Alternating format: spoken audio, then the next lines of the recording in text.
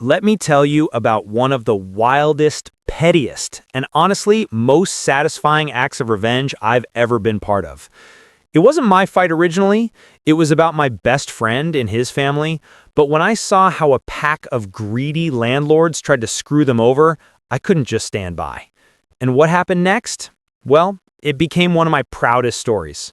My best friend, Mark, and his wife Sarah had 5 kids. 5! Imagine that, 7 people crammed into one rundown 4-bedroom rental on the edge of the city. The kitchen was falling apart, the plumbing smelled like rotten eggs half the time, and the paint was peeling off the walls. But it was all they could afford. They'd been renting from this older lady, Mrs. Whitmore. She was filthy rich, but had a kind heart, especially toward Mark's family. She froze their rent for 5 years and promised that when they saved enough, she'd let them buy the house directly from her for a fair price. She'd done the same for other tenants, so everyone trusted her. And Mark and Sarah, they scrimped and saved every penny. No vacations, no luxuries, hand-me-down clothes for the kids, all so they could one day finally own that house. After 5 long years, they were ready. I still remember the excitement in Mark's voice when he told me, "We finally got it. We're gonna buy this place." 2 days later, the old woman passed away. And with her went every bit of security they had counted on. The house and her entire property portfolio, worth millions, went to her 4 adult children. Each of them already wealthy in their own right. Each of them the kind of people who wear expensive watches and still complain about the cost of bottled water. At first, they acted polite. They told Mark and Sarah, "Don't worry, we'll honor the deal. Just wait until probate clears." So my friends waited. Months went by. They even started fixing up the place, stripping wallpaper, painting walls, trying to make it a home they thought they'd soon own. Then, probate ended. The siblings called and said the sale could go ahead, but the price had changed. They raised it by $80,000. And if Mark and Sarah didn't agree, the house would hit the open market in a week. Let me put that in perspective. These 4 people were already sitting on mountains of cash. They didn't need 80 grand between them. It was pure greed, pure opportunism, trying to squeeze blood from a stone. And it would have destroyed Mark's family.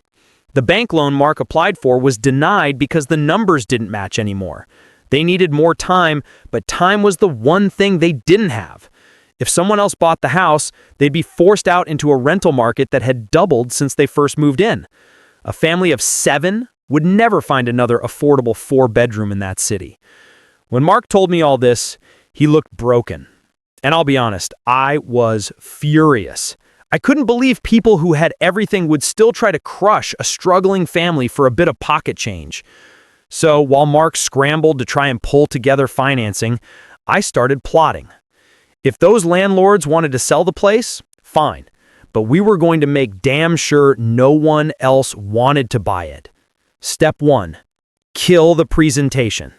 I'd read enough real estate blogs to know buyers are attracted to bright, clean, open spaces.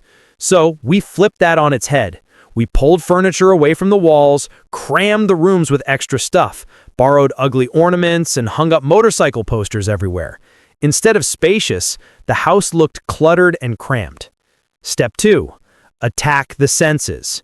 The night before the open house, Sarah boiled cabbage until the smell sunk into the walls. We poured ammonia around the doors, making it reek like every neighborhood cat had marked its territory. And the cherry on top? A dozen rotten eggs cracked straight down the drains. When potential buyers walked in, it smelled like the sewer was backing up. Step 3. Ruin the neighborhood vibe. Across the street, we dropped off a broken-down couch in the yard of a neighbor who was happy to play along. It screamed, "Eyesore." Step 4. Crank up the chaos. I called in favors from friends. Anyone with a loud, crappy car. On the day of the open house, the street turned into rush hour. Engines revving, mufflers popping. The whole block felt like a traffic jam. And step 5. The masterpiece. I got my rugby club buddies involved. Big guys, rough looking. We set up a barbecue in the neighbor's front yard, handed out cheap beer, and made sure the place looked like the rowdiest hangout spot in town. Motorcycles lined the street, laughter, shouting, music. It was like a block party from hell, right next to the house on display. Open house day came. People showed up, curious. A few stepped inside, sniffed the cabbage and sewer air, and left within minutes. Others sat in their cars, watching the neighborhood party across the street, and drove away without even going in. One brave man stuck around long enough to ask one of our partygoers if this was normal. "Oh yeah," he said between bites of barbecue.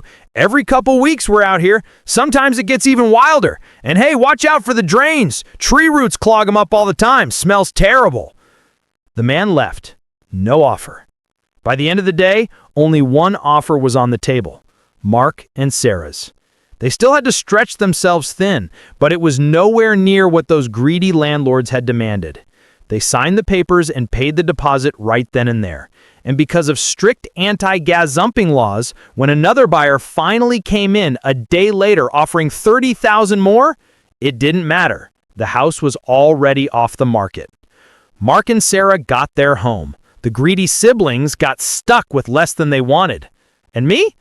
I got the satisfaction of knowing our little sabotage worked like a charm.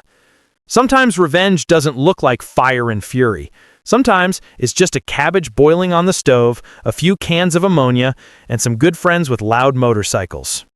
If you love this story of real-life revenge, make sure to hit that like button. And if you're new here, subscribe right now, because I've got plenty more tales of greed, betrayal, and payback coming your way. And let me leave you with this. When people with everything try to take more from people with nothing, sometimes the best justice isn't in a courtroom. It's in the quiet, clever schemes that make sure they don't get what they want. That day, we didn't just save a house. We saved a family. And we gave 4 rich siblings a lesson they'll never forget.